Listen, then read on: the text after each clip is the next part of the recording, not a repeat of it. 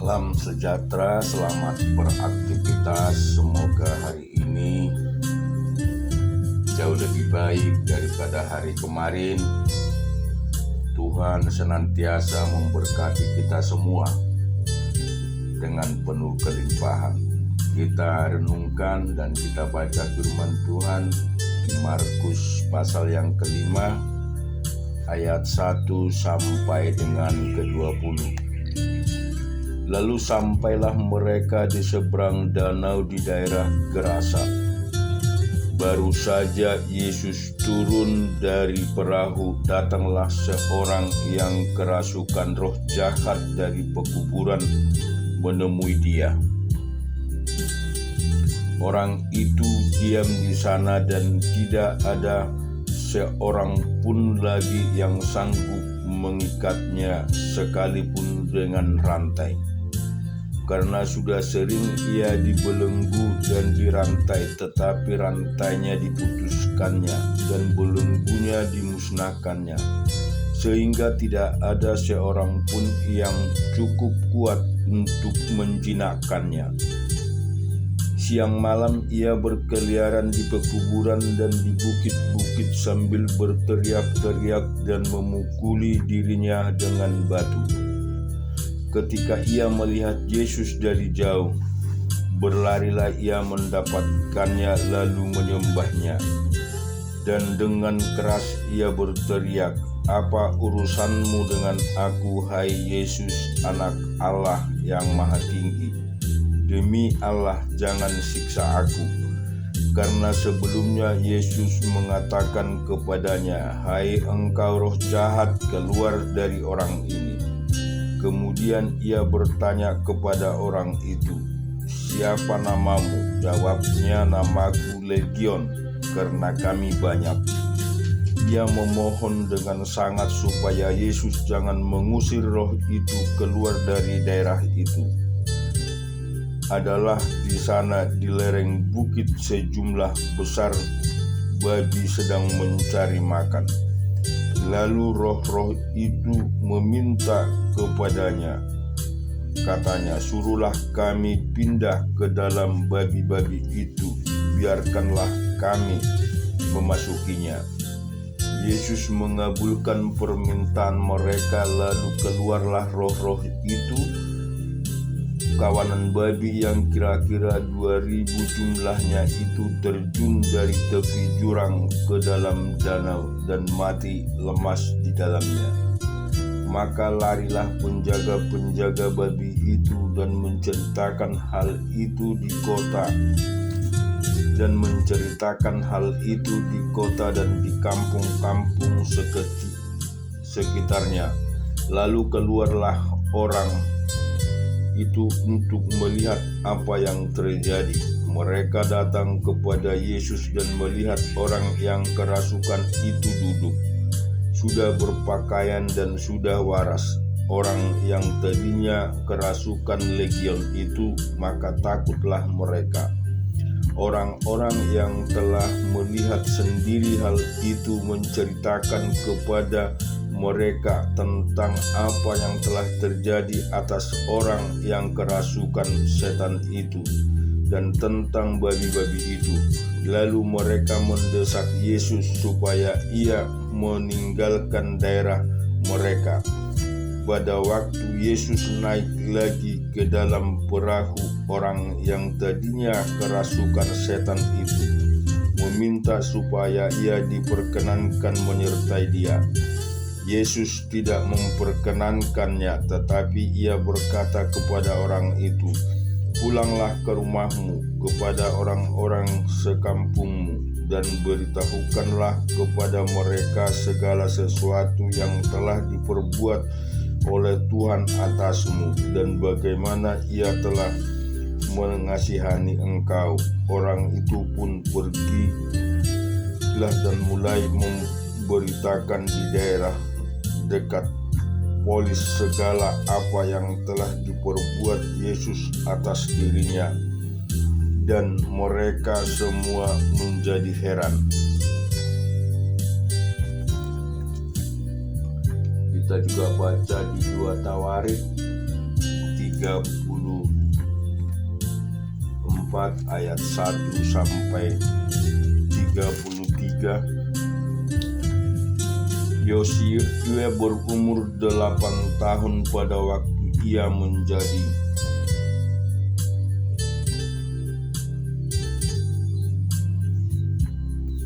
raja.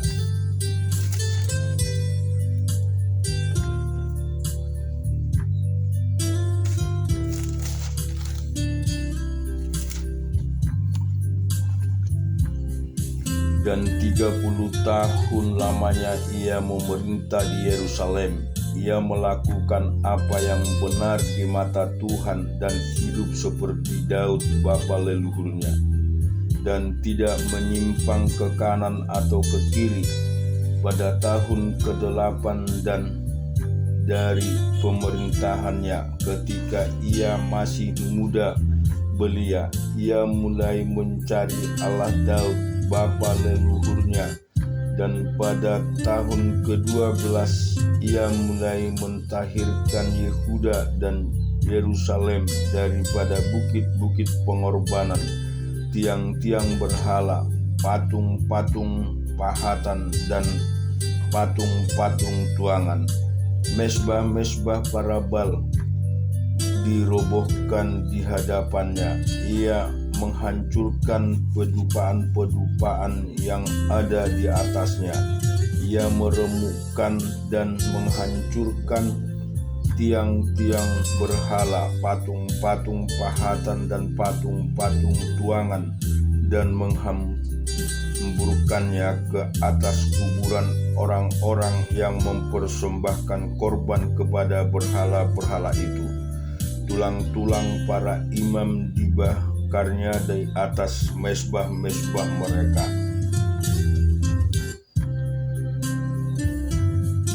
Demikianlah ia mentahirkan Yehuda dan Yerusalem, juga di kota-kota Manase, Efraim dan Simeon, sampai di kota-kota Naftali yang di mana-mana telah menjadi reruntuhan.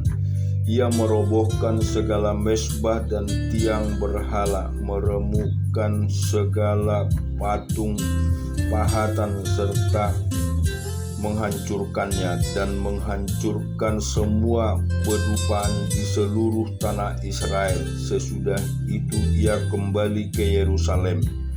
Pada tahun 18 dari pemerintahannya, setelah selesai mentahirkan negeri dan rumah Tuhan, ia menyuruh Safan bin Azalia dan Manase penguasa kota serta Yoah bin Yoas bendahara negara untuk memperbaiki rumah Tuhan Allahnya. Maka datanglah mereka kepada imam besar Hilkia dan menyerahkan kepadanya uang yang telah dibawa ke rumah Allah dan yang telah dikumpulkan oleh orang-orang Lewi, yakni para penjaga pintu dari orang-orang Manase dan Efraim, dan dari semua orang yang masih tinggal dari Israel, pula dari seluruh orang Yehuda dan Benyamin, dan dari penduduk Yerusalem. Uang itu diberikan mereka ke tangan para pekerja yang diangkat untuk mengawasi rumah Tuhan, dan mereka itu yang bekerja dalam rumah Tuhan mengeluarkan untuk membetulkan dan memperbaiki rumah itu. Mereka memberikannya kepada tukang-tukang kayu dan tukang-tukang bangunan, supaya tukang-tukang itu membeli batu pahat dan kayu untuk tupai-tupai dan untuk memasang balok-balok pada gedung-gedung yang oleh raja Yehuda dibiarkan roboh.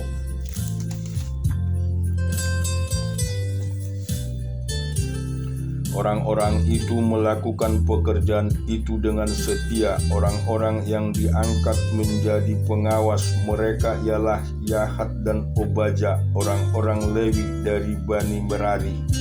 Sedang Zakaria dan Mesulam dari Bani Kehat mengepalai semua, dan semua orang Lewi yang pandai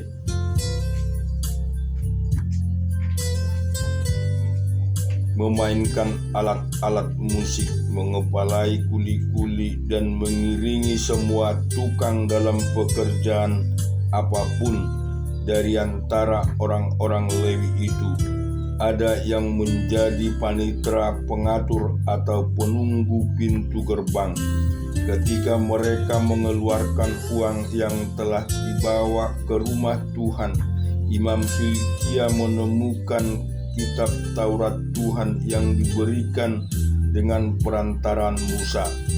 Maka berkatalah Hilkia kepada Shafan panitera negara itu, "Aku telah menemukan kitab Taurat di rumah Tuhan." Lalu Hilkia memberikan kitab itu kepada Shafan, dan Shafan membawa kitab itu kepada raja. Dia juga menyampaikan kabar kepada raja, "Segala sesuatu yang ditugaskan kepada hamba-hambamu telah mereka laksanakan. Mereka telah mengambil seluruh uang yang terdapat di rumah Tuhan dan memberikannya ke tangan para pengawas dan para pekerja."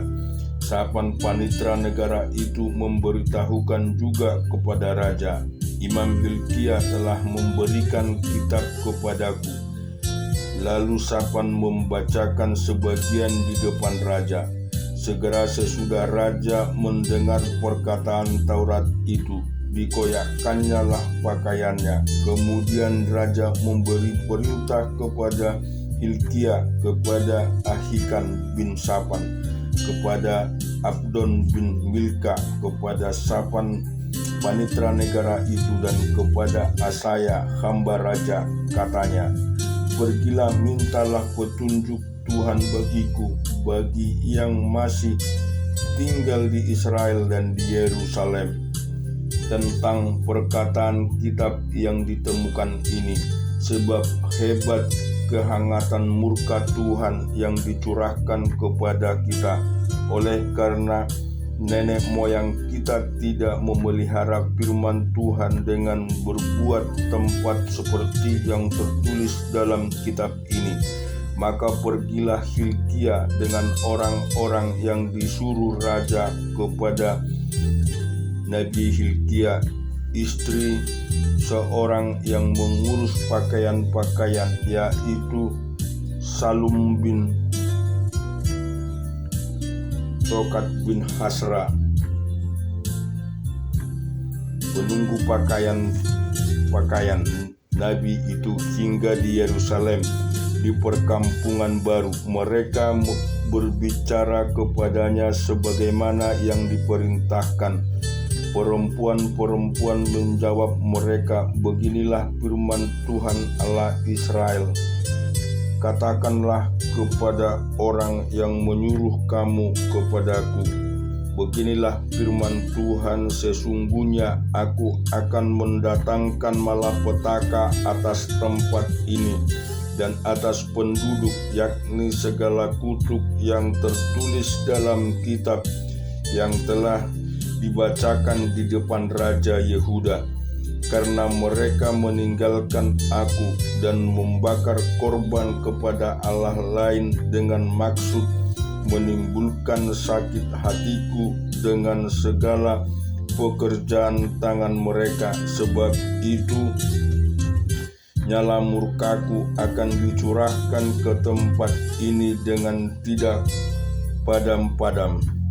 Tetapi kepada Raja Yehuda yang telah menyuruh kamu untuk meminta petunjuk Tuhan, harus kamu katakan demikian, beginilah firman Tuhan Allah Israel mengenai perkataan yang telah kau dengarkan itu. Oleh karena engkau sudah menyesali dan engkau merendahkan diri di hadapan Allah, pada waktu engkau mendengar firman-Nya terhadap tempat ini dan terhadap penduduknya, oleh karena engkau merendahkan diri di hadapanku, mengoyakkan pakaianmu dan menangis di hadapanku. Aku pun telah mendengarnya, demikian firman Tuhan. Maka sesungguhnya aku akan mengumpulkan engkau kepada nenek moyangmu dan engkau akan dikebumikan di dalam kuburanku dengan damai, dan matamu tidak akan melihat segala malapetaka yang akan kudatangkan atas tempat ini dan atas penduduknya.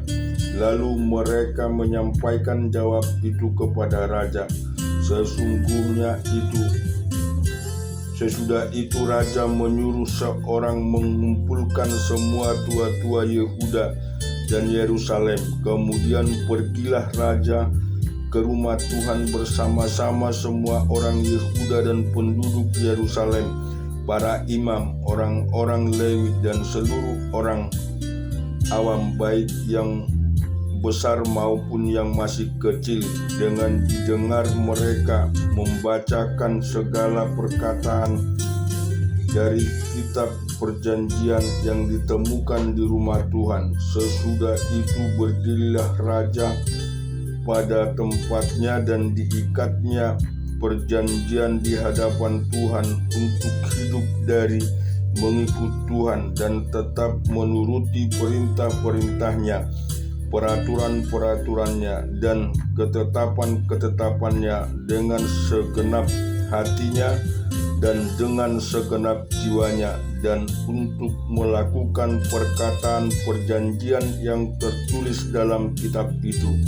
Ia menyuruh semua orang yang berada di Yerusalem dan Benyamin ikut serta dalam perjanjian itu, dan penduduk Yerusalem berbuat menurut perjanjian Allah, yakni Allah nenek moyang mereka. Yosia menjauhkan segala dewa kekejian dari semua daerah orang Israel dan menyuruh semua orang yang ada di Israel beribadah kepada Tuhan Allah mereka. Maka sepanjang hidup Yosia mereka tidak menyimpang mengikut Tuhan Allah nenek moyang mereka. Kita juga akan baca Keluaran 4 ayat 1 sampai dengan 14.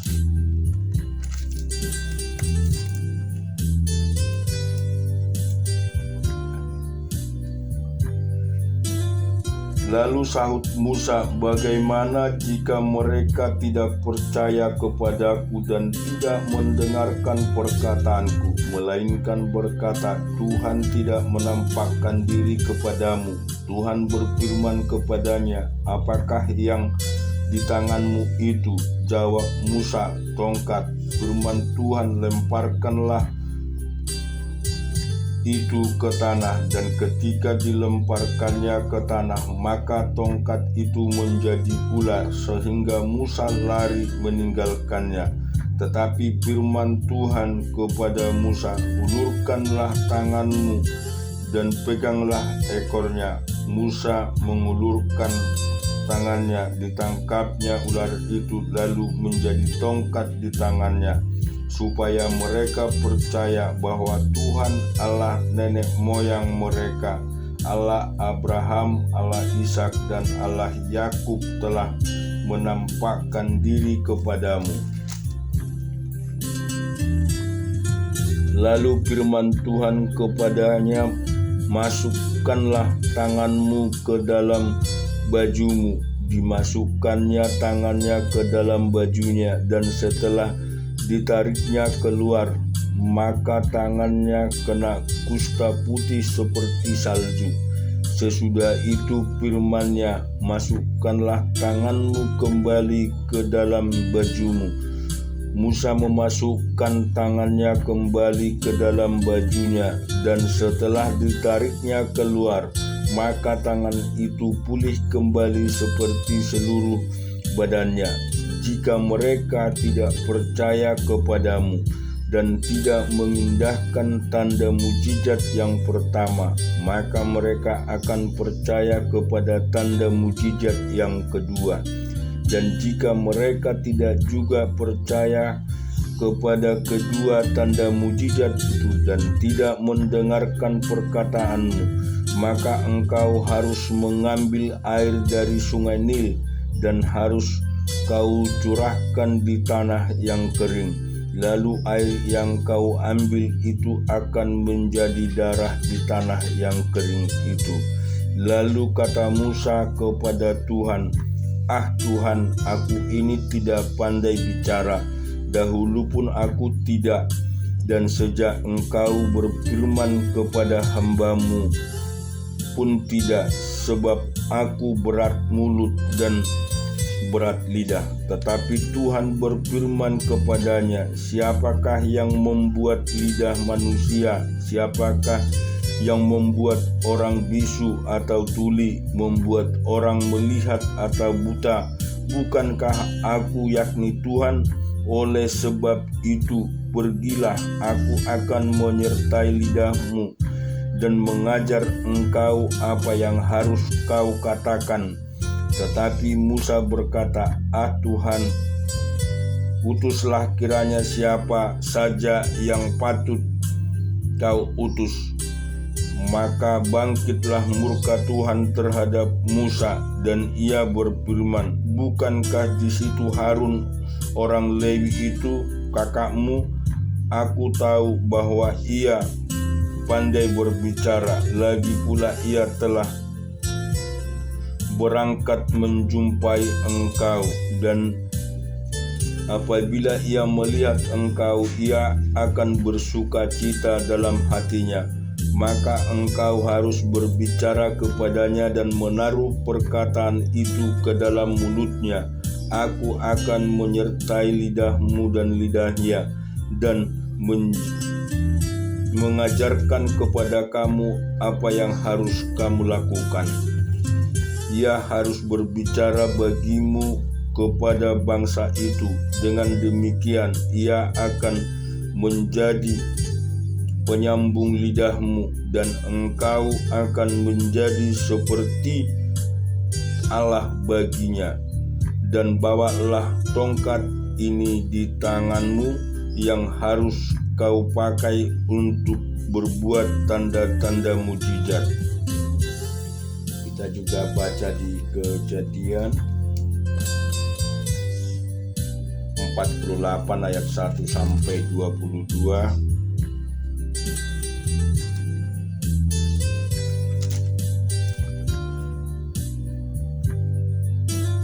Sesudah itu ada orang mengatakan kepada Yusuf, "Ayahmu sakit." Lalu dibawanyalah kedua anaknya Manase Efraim. Ketika diberitahukan kepada Yakub, "Telah datang anakmu Yusuf kembali," maka Israel mengumpulkan segenap kekuatannya dan duduklah ia di tempat tidurnya.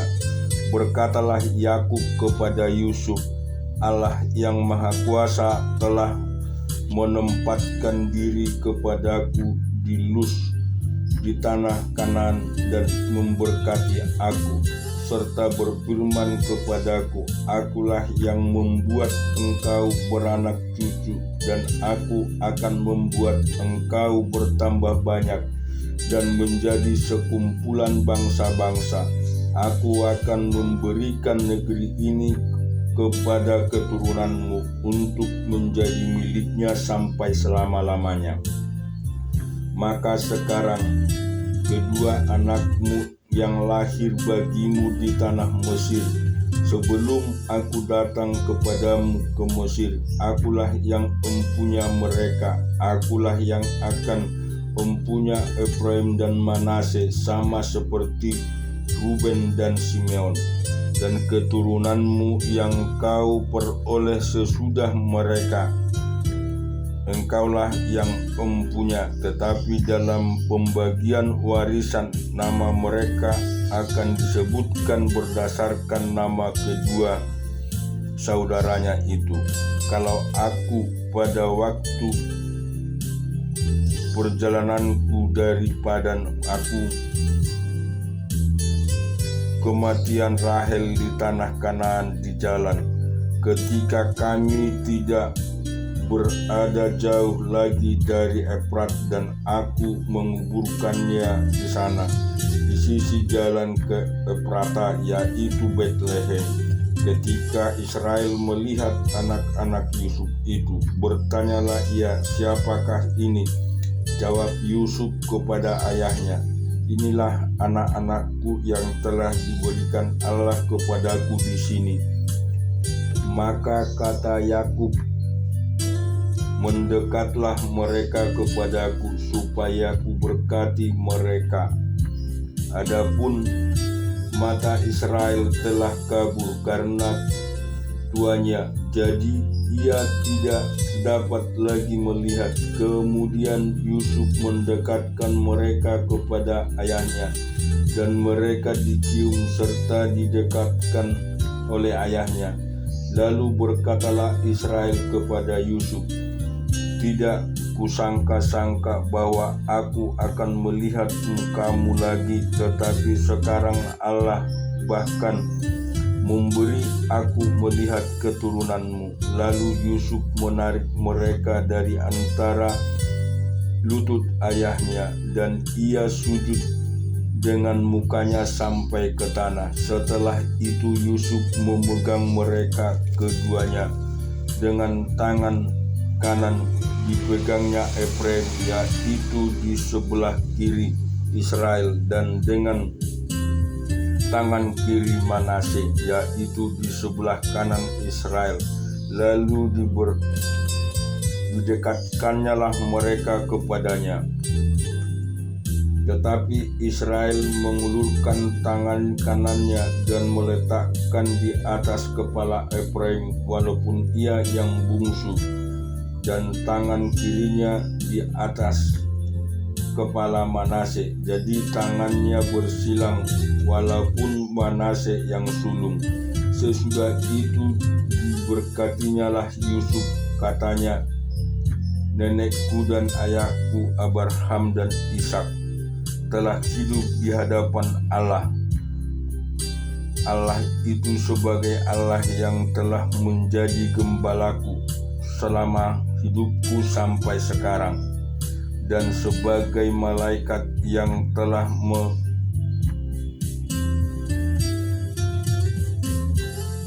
melepaskan aku dari segala bahaya. Dialah kiranya yang memberkati orang-orang muda ini, sehingga namaku serta nama nenek moyang bapakku Abraham dan Ishak